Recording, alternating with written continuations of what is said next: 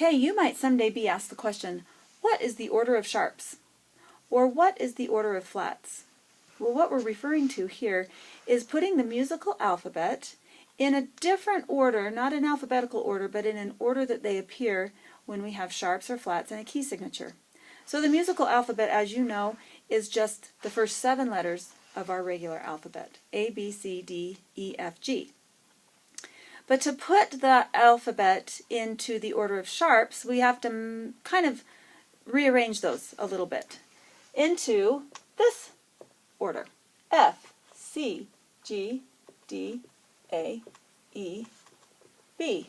And it looks very random, doesn't it? And it kind of is in a way. Although if you look at the keyboard as you play, you'll notice F, C, G, D, A, E, and B are all a fifth apart.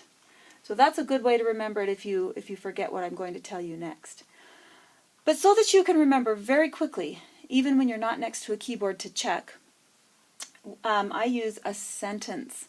And lots of different teachers use different little fun sayings and sentences, but this is my very favorite because you'll see in a minute.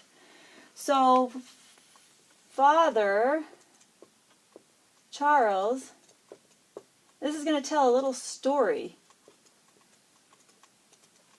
goes down and ends battle. Now, of course, it would make more sense if we said, Father Charles goes down and ends the battle. But don't worry about the in there. So if you can think about Father Charles, now maybe that means he's a religious leader, or maybe it just means he's a father to Charles. Father Charles, or excuse me, I guess it would be his name, right? Like I'm Mother Natalie, and this would be Father Charles. Father Charles goes down and ends battle. Say that.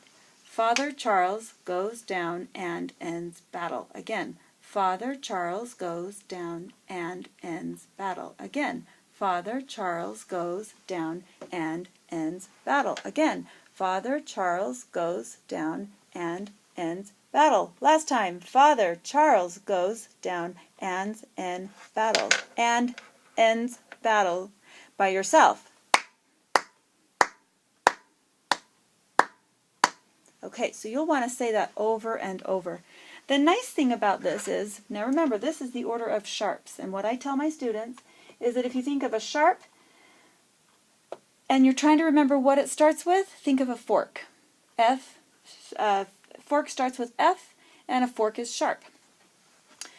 If you're being asked, though, what is the order of flats, then you very simply say the sentence backwards. And you remember that flats remind you of a ball that's flat. Right? Makes sense. So flats go this way. Battle ends and down goes Charles' father. That's pretty dramatic. Kind of probably means that Charles' father died, right? Because he goes down. Battle ends and down goes Charles' father. Say that. Battle ends and down goes Charles' father. Again. Battle ends and down goes Charles' father. Say it again. Go. Battle ends and down goes Charles' father. Again, go. Battle ends and down goes Charles' father. By yourself. So if you can say that, those two sentences, then when you're asked to write the order of sharps or say the order of sharps, then hopefully you can think, Father Charles goes down and ends battle. And what's even better is if you don't even have to think of the sentence eventually, and you just go F, C, G, D, A, E, B. Order of flats. B, E, A, D, G, C, F. And you can be that fast. If you do that, you'll be a theory whiz.